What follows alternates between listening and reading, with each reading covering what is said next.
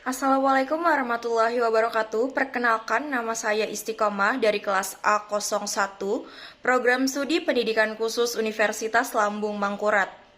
Di sini saya akan mempresentasikan rangkuman kegiatan PKKMB Prodi Universitas Lambung Mangkurat tahun 2021, yang mana kegiatan tersebut diadakan selama 3 hari dari tanggal 13, 14, dan 15 Agustus 2021. Di hari pertama ada beberapa materi yang disampaikan. Yang pertama ada disrupsi. Disrupsi adalah sebuah era terjadinya perubahan besar-besaran yang secara fundamental merubah sistem dan tatanan yang ada ke cara-cara yang baru. Yang kedua ada kolaborasi. Kolaborasi dapat meringankan beban, memunculkan ide kreatif, dan melatih keberanian untuk mengambil resiko.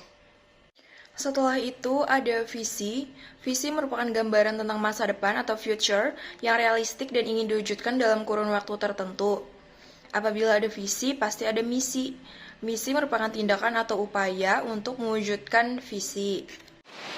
Visi dan misi pendidikan khusus sebagai berikut.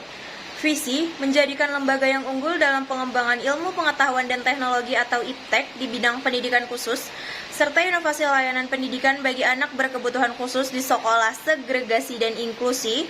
Misi yang pertama mewujudkan tata kelola pengembangan program studi pendidikan khusus yang profesional, transparan, dan akuntabel. Yang kedua, disiplin ilmu untuk menghasilkan tenaga pendidikan khusus yang profesional dalam skala nasional maupun internasional. Yang ketiga, mengembangkan dan mengaplikasikan berbagai teknologi pendidikan khusus untuk mewujudkan pelayanan kualitas pendidikan. Yang terakhir, menyelenggarakan berbagai program kegiatan untuk menyiapkan tenaga pendidikan khusus sesuai dengan kebutuhan masyarakat. Ada juga artinya kurikulum. Kurikulum adalah seperangkat rencana dan pengetahuan mengenai tujuan, isi, dan bahan pelajaran serta cara yang digunakan sebagai pedoman penyelenggaraan kegiatan. Hari kedua. Nah, di hari kedua ini kita membahas materi tentang SIMARI. SIMARI atau Sistem Informasi Universitas Lambung Mangkurat Terintegrasi. SIMARI dikembangkan oleh prinsip simpun atau sistematis, informatif, mandiri, partisipatif, utuh, dan non-redundansi. SIMARI yang simpun dalam bahasa Banjar artinya tertata, diharapkan mampu mengelola sistem informasi Universitas Lambung Mangkurat dengan efektif. Adapun cara login ke SIMARI sebagai berikut. Yang pertama, login menggunakan username dan password. Mengisi username dengan NIM Anda sendiri, sedangkan untuk password sama seperti login Sirema. Dan ingatlah NIM Anda untuk login ke SIMARI Anda karena akan selalu terus digunakan. Beralih dari SIMARI, sekarang kita membahas tentang etika. Etika adalah berkenaan dengan apa yang baik dan apa yang buruk. Berkenaan mengenai nilai benar atau salah yang dianut suatu golongan atau masyarakat.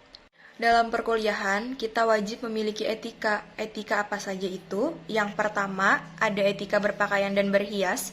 Yang kedua, etika mengirim pesan kepada dosen. Yang ketiga, etika menelpon dosen.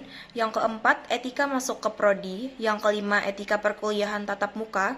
Yang keenam, memiliki 5 kebiasaan kecil yang memiliki manfaat luar biasa adalah senyum, salam, sapa, sopan, dan santun. Di hari ketiga atau hari terakhir ini, kita membahas materi tentang yang pertama adalah pembelajaran daring. Pembelajaran daring adalah pengamalan belajar yang fleksibel dengan memanfaatkan TIK dan dapat diakses kapan saja, di mana saja, oleh siapa saja, dan dapat dikombinasikan dengan tatap muka. Setelah itu ada aktivitas mahasiswa. Yang pertama, pembelajaran materi online atau learning object berupa serangkaian kombinasi teks, visual, video, animasi, simulasi atau games, dan lain-lain secara online. Yang kedua, mahasiswa berpartisipasi aktif dalam forum diskusi online, termasuk mengajukan isu diskusi dalam chatting. Yang ketiga, mahasiswa mengajarkan atau menyelesaikan tugas online, baik individu maupun kelompok. Yang keempat, mahasiswa mengajarkan teks atau kuis online sebagai alat evaluasi, baik formatif maupun sumatif. Adapun persiapan mahasiswa untuk pembelajaran daring, yang pertama ada kesiapan mental untuk kuliah mandiri. Kita harus siap untuk kuliah daring dan belajar mandiri di luar jam kuliah. Yang kedua ada komitmen waktu untuk belajar. Kita harus siap memanajemen waktu untuk kuliah daring, belajar di luar jam kuliah, dan mengerjakan berbagai tugas. Yang ketiga, siapkan alat penunjang belajar. Kita harus menyiapkan alat tulis, laptop, internet, HP, dan media backup data. Yang terakhir, siapkan ruang belajar yang kondusif. Siapkan diri untuk berada di dalam ruangan yang tidak ada gangguan.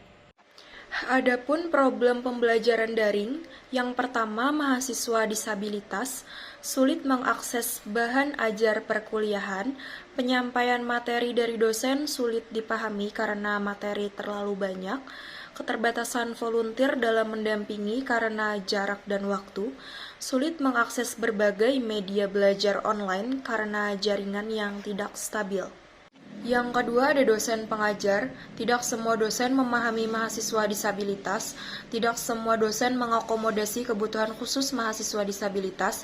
Tidak semua dosen mampu melibatkan partisipasi aktif mahasiswa disabilitas dalam proses perkuliahan.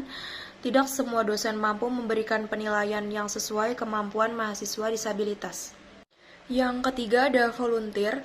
Sering terjadi kesalahpahaman dalam menjelaskan ulang materi atau tugas. Volunteer sering mengingatkan jadwal kuliah dan presensi online, kurangnya media pendukung pembelajaran sehingga materi sulit dipahami oleh mahasiswa disabilitas, jaringan yang tidak stabil sehingga komunikasi terhambat. Yang keempat, mahasiswa reguler.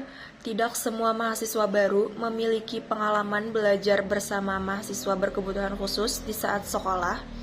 Pengerjaan tugas kelompok kurang melibatkan mahasiswa berkebutuhan khusus.